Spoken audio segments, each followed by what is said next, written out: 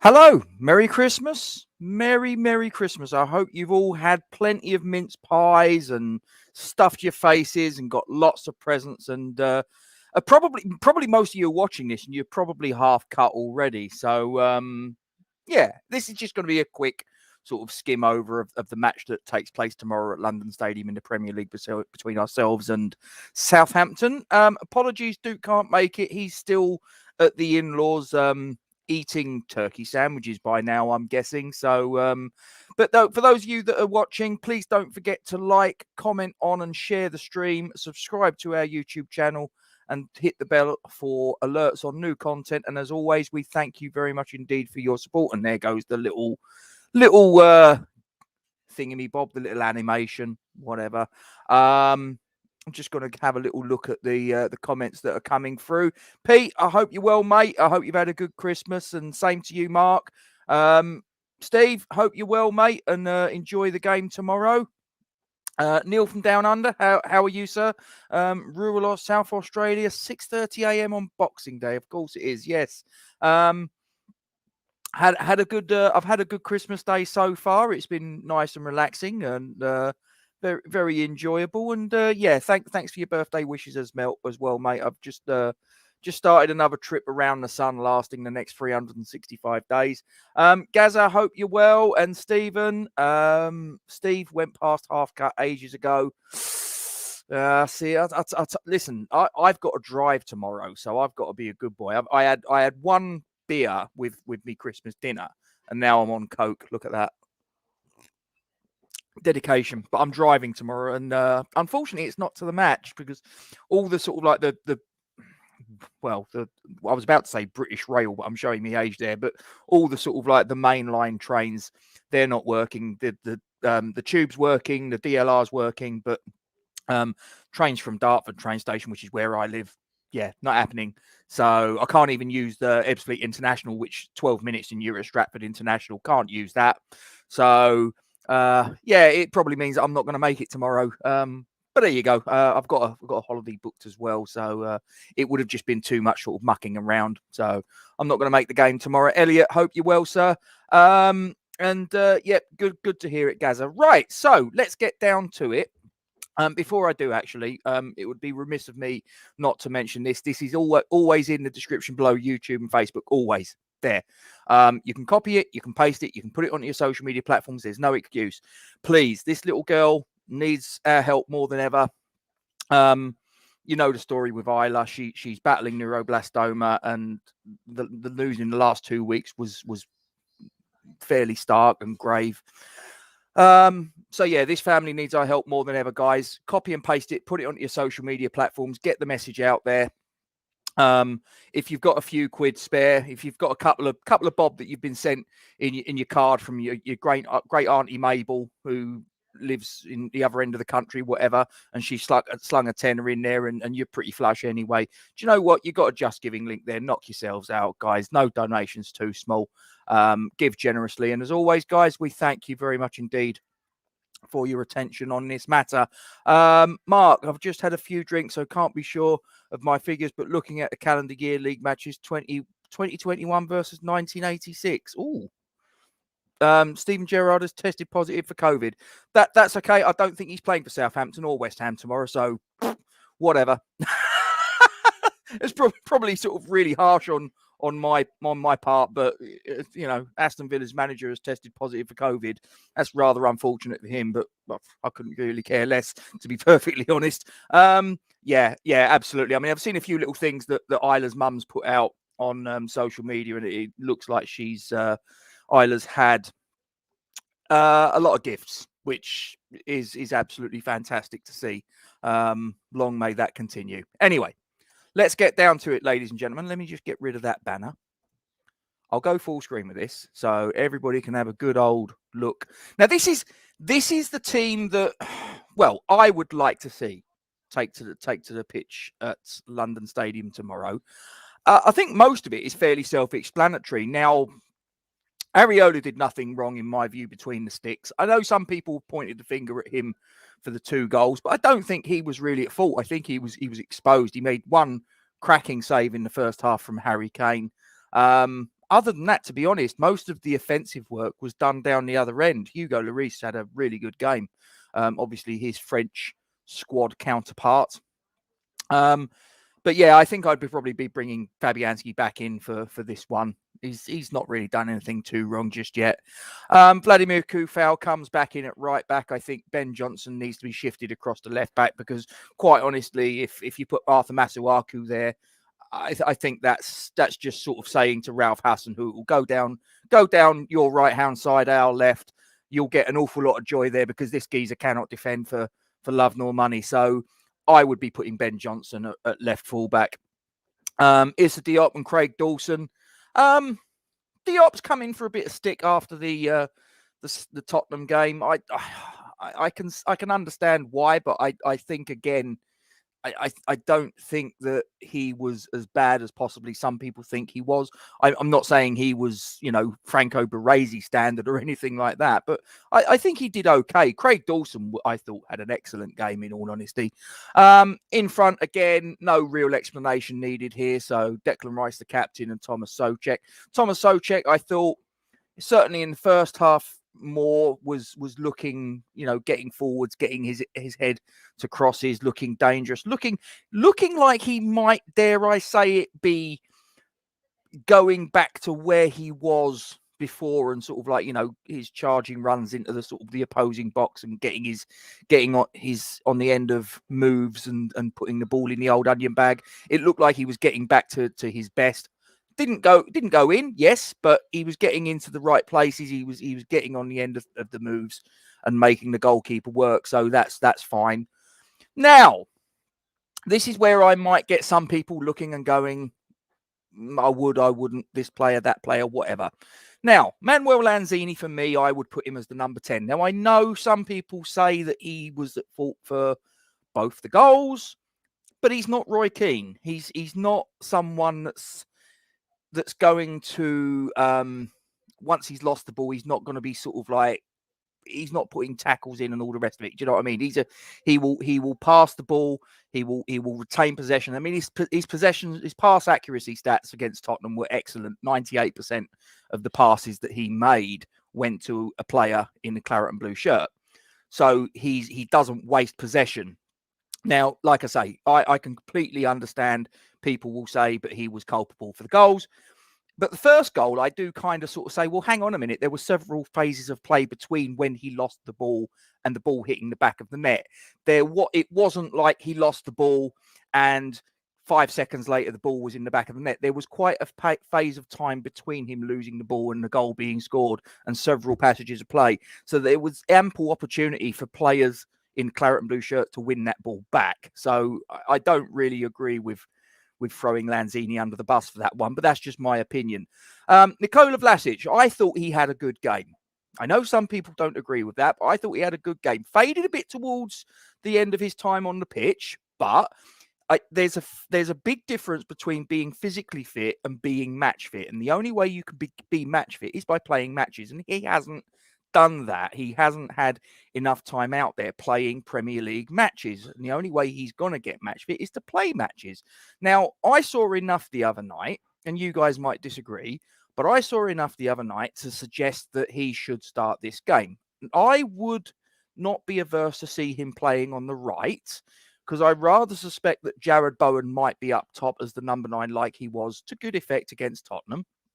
So Vlasic on the right for me. And I would bring in on the left Saeed Benrahma. Now, my reasoning for this is I thought that in his period of time on the pitch, I thought he looked busy. Now, it could be argued that maybe he was trying a little bit too hard. Duke's mentioned this, and I kind of get where he's coming from. However, I'd rather have someone that was busy and trying too hard than someone that wasn't trying hard enough. Does that make sense? So I would like to see Benrahma on the left. Alternatively, I mean, I've sort of wrestled with this one, or would it be an idea to play Benrahma as the 9 and maybe have him a couple of yards further up and play Vlasic on the left and Bowen on the right? I don't know, but I'd like to see Benrahma involved. That would be the team that I would like to see go out against Southampton. Now, we then move to the Southampton team. Now, this is my best estimation of what will be put out. Now, they've had a few problems between the sticks. They've had, obviously, Alex McCarthy and Fraser Forster, who've had injuries, which has forced them to put Willy Caballero in goal. Now, if you're a Premier League team and you've got Willy Caballero in goal, then the opposition team, for my money, should be looking at that and going, right, that we got a chance here. Because I'm not being funny. In the games I've seen this geezer play, I don't think he's covered himself in glory at all. And not just when he's played for Man City, not just when he's played for Chelsea. I mean, I saw him play a World Cup game for Argentina and he looked absolutely shocking. And that's me being very polite. Anyway, front, they'll go 4-4-2. They'll go 4-4-2. The personnel, I may get right, I may get wrong, but the formation, it will be 4-4-2. Kyle Walker-Peters on the left, I think is a given. Tino Livramento on the right, again, is a given. I didn't realise he's actually English. I thought with a name like that, I thought he was Italian or whatever. Turns out he was born in Croydon. He's English. Jan Bednarek and Jack Stevens, I think, will probably be the defensive partnership. But they've moved sort of centre backs around, and I mean, who it's going to be, but at the centre, who knows? Midfield 4. Now, I'm fairly sure that James Ward-Prowse and Nathan Redmond are definitely going to start. The question is it going to be Oriol Romeu that's going to partner Ward-Prowse in central midfield? I suspect that Ralph Hasenhüttl will shuffle the pack. He'll rotate things around, and I think it will be Diallo that will be alongside him, and possibly Theo Walcott on the left. Now, I think that if I was Ralph Hasenhüttl, I would want a bit of pace. And the one thing that Theo Walcott still has is pace. Even at sort of like, was he now 32 years of age? I think he is. Yeah, I mean, I listen. It could be him. It could be Will Smallbone. It could be pays your money, takes your choice. Now up top, Adam Armstrong. He's been fairly up and down in this start to his time as a Southampton player, but it may well be that he starts. I don't think Che Adam will be fit enough to play, but we'll see. But Broha alongside him. Now again, this guy has come in and he's really hit the ground running for Southampton, scored a few decent goals. And although he's Albanian national, this guy was born in Slough. He's actually English born. And he's been quite a revelation for Southampton, like I say, scoring a good few goals. But like I say, this is a nice little bit of guesswork. This is a little bit of fun on my part of trying to second guess Ralph Hasenhüttl, and we'll see where it goes. But that's what I think we will probably be facing there or thereabouts. Now, I'm just going to, before I go on any further, I can see that there's comments coming in. So I'm just going to wind back. I don't like to be rude and not refer back to it. So let me just quickly rattle through this. So I don't know whether it's a bottle of wine or port, champagne, beer or cider that finished me off, but I'm confident in one of them. Yeah. It's a bit like when you're out on a night out and you turn around and say, oh, it was that last sort of bottle of lager that did it, and it was nothing to do with a 23 that preceded it.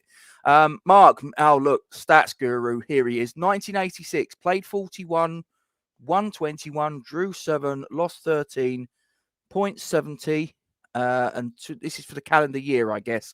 So 2021, played 39, won 21, drew 7, lost 11, 0.70. Now, interesting, and of course we've got 70 points in. What's that? 3 games less. Yeah, that's impressive when you stop and think about it. Yeah, it does, doesn't it? Not normally Gaza, but it was a day of drinking with his brother-in-law. Yeah, is that the brother-in-law that's the Spurs fan? I'm guessing. Lots of good choice there, Steve. Yeah, tell me. Lads just talking to themselves. We played 26th and 28th of December this year. In 86, we played 26th and 27th. Losing 4-0 at Spurs and losing 3-2 at home to Wimbledon. Yeah, because of course the sort of the sort of like the 85-86 season, and then obviously that would have been in the 86-87 season, wouldn't it? Those two games that you're referring to, in the 26th and 27th of December 1986, and that season didn't quite go so well, did it? Plenty of effort from all of us. Hangover, yeah, well, it's self-inflicted, Steve. You'll get no sympathy here. And you know the old saying, if you want to find sympathy, you'll find it in the dictionary. It's roughly halfway between shit and syphilis.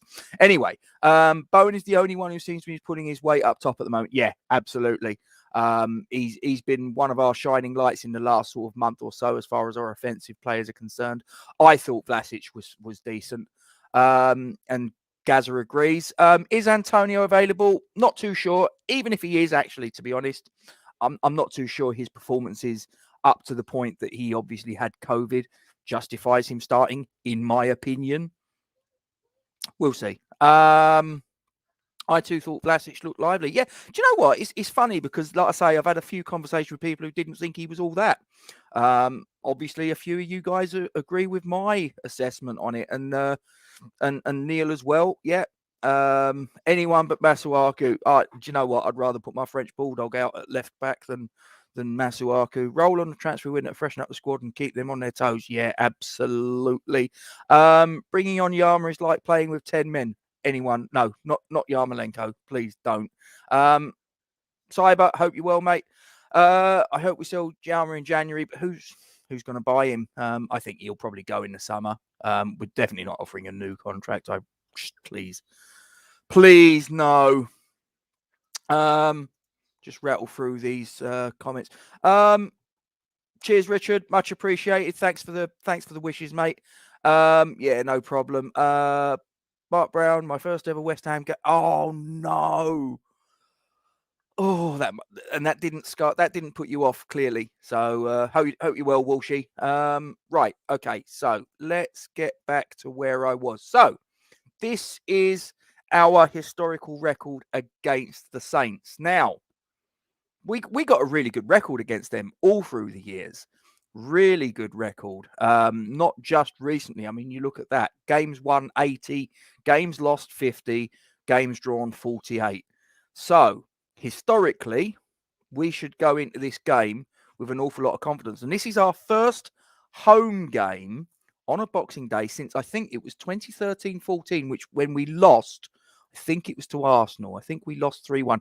Kent will put me right because he's just jumped into the live chat. So Kent, I'm right on that, aren't I? It was 2013-14. It was a 3-1 defeat against Arsenal. Was our last home Boxing Day game. I'm fairly sure that's right. If we look at our last 10 fixtures, now that is ridiculous, isn't it? Win, loss, win, win, win, win, win, draw, win, draw. So that's was that 7 wins, two defeats, and 1 draw. That's mighty impressive. I think it's fair to say that if you were a Southampton player, Southampton fan, you're going to look at that last 10 and go, oh, bloody hell. They're a bit of a bogey side for us, you know. Makes a nice change that we're the bogey team, doesn't it?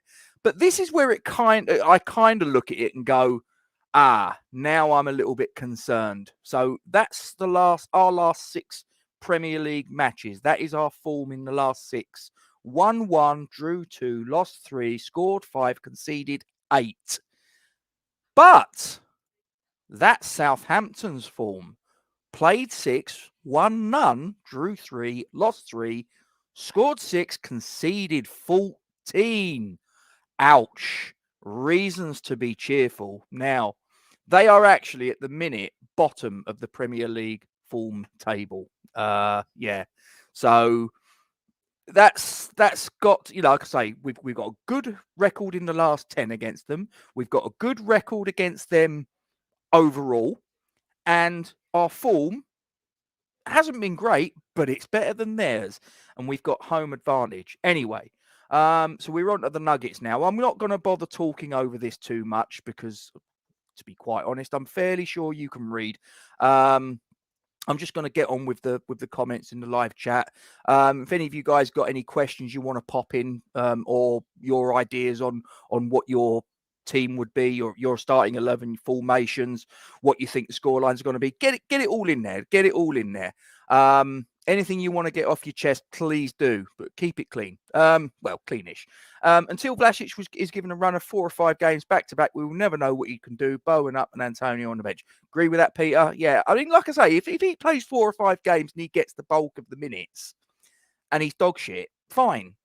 But and Gonzo mentioned this, so I'm going to get this. This is not my information. This is Gonzo from Hammer's chat. So and he turned around and said that because everybody was sort of banging on about Vlasic, he doesn't look like a £30 million player, blah, blah, blah. He isn't a £30 million player. £17 million paid over 5 years. His wages are quite modest. And with the add-ons and all the rest of it, it could go up to, I think he said 27 million. And that's if we qualify for this and if we win that and blah, blah, blah. So he's not a £30 million player. So let's just put that to one side. He's a £17 million player, and that's all there is to it. Kent's come back. He said Alex Song had a stunning goal disallowed in that game, and we were in the top 4. Yeah, I remember it. I remember it. When Antonio does come back, I'm sure he can keep. We can't keep putting in bad performances. It has to change soon. It has to. It has to. I mean, he can't carry on playing like that. No other player would be allowed to put in that amount of poor performances and not have their place up for grabs. Massive fitness. Will Antonio be in the squad or is he isolating? There's talk that he might have actually missed the Norwich game. He might have tested positive a good few days earlier than what we were led to believe. He may not have made the Norwich game if my information is correct. So he might be available. There's talk that he might, but listen, like I say, on the basis of his performances up to that point, I don't think he could feel aggrieved if he found himself on the bench. Charlie, hope you're well. Thanks for the birthday wishes, mate. And I hope you've obviously had a good Christmas yourself. I'm going Hammers 2-0 tomorrow. Time for a clean sheet. Yeah, why not? Need to win tomorrow as Watford coming up afterwards. They have had a nice rest. And don't forget, they tonked Man United. Don't fancy chances at Palace with no Cresswell. The only thing I'd say to that, Pete, they beat a Manchester United that was under Ole Gunnar Solskjaer that were just falling to bits, to be perfectly honest with you, mate. So I don't take that that result against Manchester United. I take it with a pinch of salt. Let's put it like that. Cheers, Ken. Do appreciate it. Thank you very much. And Gaza, yep, thank you, mate. Do appreciate it. And Charlie's just saying Merry Christmas to everyone else. And Gaza, they're just going back and forth. So, yeah, that's right, guys. Give me your starting 11s. Give me your score predictions if you haven't already. I'm confident, and I think there were reasons to be confident in that Spurs game. Yes, it was a defeat. Yes, I'm disappointed. But let's just take a step back. We were the team, especially in the second half, that were on the front foot. We were the team that were taking it to them. And the only reason that we didn't, at the very least, get parity in the match over 90 minutes and take it to a penalty shootout, at least a penalty shootout, was Hugo Lloris. That's the only reason. If it hadn't have been for their goalkeeper, we win that game. The second half, we pretty much dominated. Correct me if I'm wrong.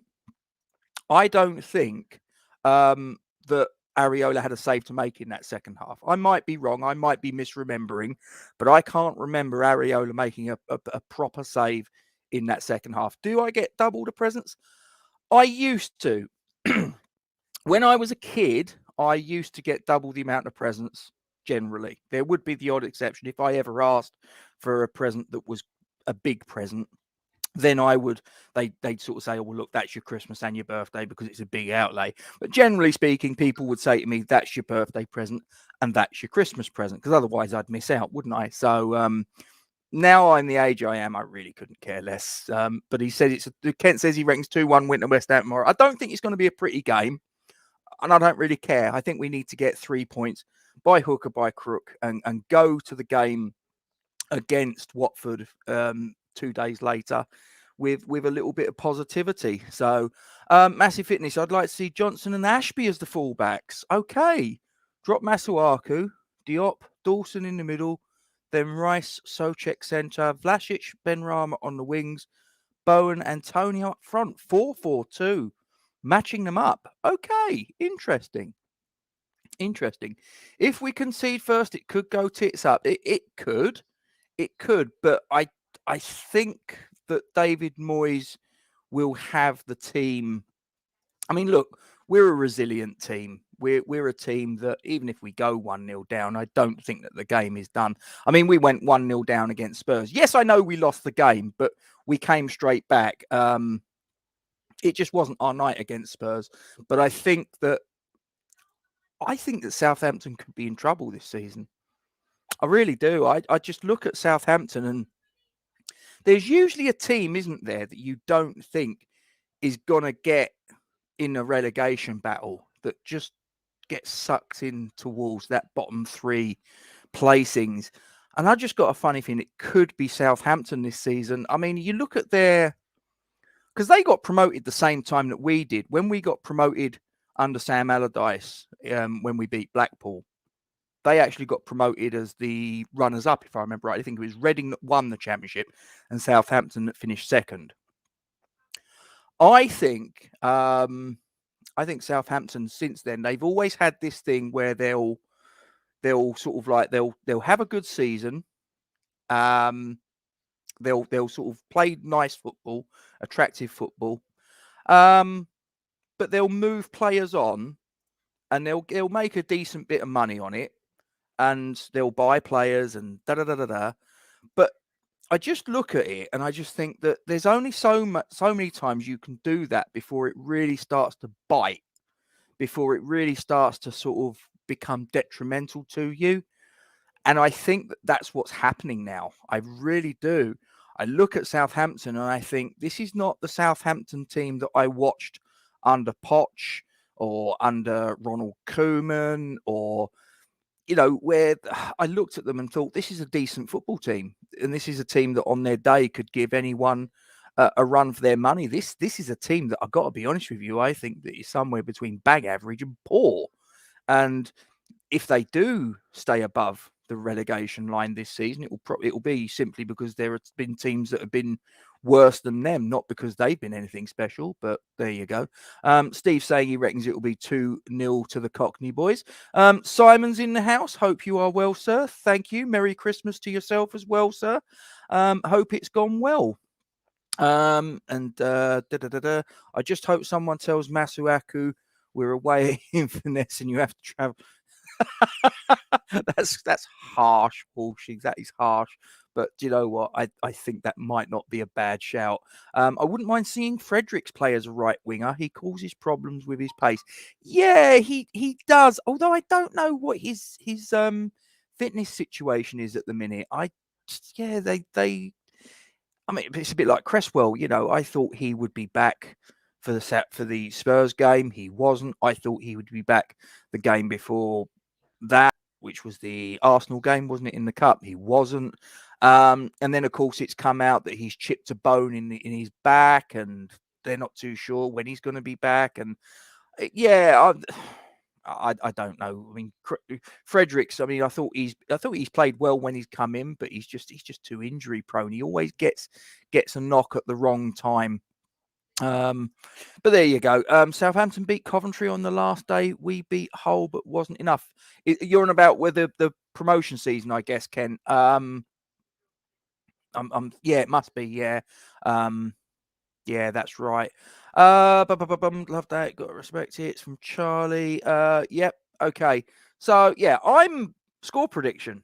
I'll give you my score prediction. I think this game tomorrow is going to be a little bit of a dog with fleas. I think this is going to be two teams in a bad run of form meeting after they've had maybe a couple of mince pies and all the rest of it.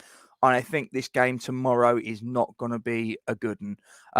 So I think if there is a game that I'm going to miss, it might be that this is probably the one that I might be best advised to sort of give a body swerve to, because I think possibly as a spectacle is concerned, this one tomorrow might not be all that. However, that being said, I do think that we'll win this. I said on the post-match for the Spurs game that looking at the next 3 league fixtures, which are obviously tomorrow at home against Southampton, away against Watford, and away against Crystal Palace, in my opinion, I think if we've got aspirations of finishing 4th, 5th, 6th in that sort of bracket, we need to be getting 7 points from these next 6 that are available. Doesn't matter how we do it. Doesn't matter where the points come. I think if that's where we're aiming for, I think that's what we need to be taking. And I don't mean any disrespect to Southampton, to Watford, and to Crystal Palace, but we're aiming for 4th, 5th, and 6th, and they ain't. It's not me being funny or big-headed about it, but that's the battle that we're fighting, and that's not the battle that they are. So they are teams that we should fundamentally be looking to beat. And for my money, if we can come away from these next 3 league games with 7 points in the bag, job done as far as I'm concerned. I think that would be a really good series of results. Sorry, Jamie. Antonio will get back on the score sheet. Hammers to win 2-0. Yeah, hope you're right. I'm going 2-1. I got a funny feeling Southampton will score. I don't think we'll keep a clean sheet. I think it will be a bit of an arm wrestle. I don't think it will be a pretty game to watch, but I think we've got enough in it. I think we're going to win it 2-1. But there you go. I couldn't decide between a 1-0 or a 2-1 win. You've gone the same way as me. Went with 2-1 on the Hammers Chat preview. So I'll back myself. Absolutely, Charlie. And so you should, my friend. And like I say, I'm going 2-1 as well. Has Antonio had a smashing day today like last year? No, that was the year before, wasn't it? I'm fairly sure that's 2 years ago now. I might be getting my dates muddled up, but it was about a year or 2 ago, wasn't he? He smashed up his motor. Wasn't he dressed in a snowman's outfit? And I sort of sat there and I thought, surely that's a nick, isn't it? Anyway, let's keep Ward-Prowse quiet. Do you know what? I don't actually think he's been all that this season. When I've seen him, I think he's been okay. But I mean, exactly what you go on to say there, Gazza, though, he's still adept at sort of putting free kicks away. That is one thing that you don't want to do, is give away free kicks around about 20 yards or so from your goal. And then up steps James Ward-Prowse, because he can put it in. He could put it on a sixpence. He really could. And yes, he is definitely their main man. So anyway, I've been waffling on for 32, nearly 33 minutes now on Christmas Day for your entertainment. Guys, I really do appreciate you joining me. It's been absolute fun and pleasure. Please, please, please don't forget to support young Isla. This is in the description below, YouTube and Facebook. It's there for you. All you got to do is copy and paste it, put it onto your Facebook, put it onto your Twitter, put it onto your Instagram, your TikTok, Snapchat, whatever. If you've got social media platforms, put it on there. If you've got a few bob in your pocket, please, you've got the Just Giving link there. There is no donation that you could give that is too small. If all you can afford is £1, put £1 in. Thank you very much.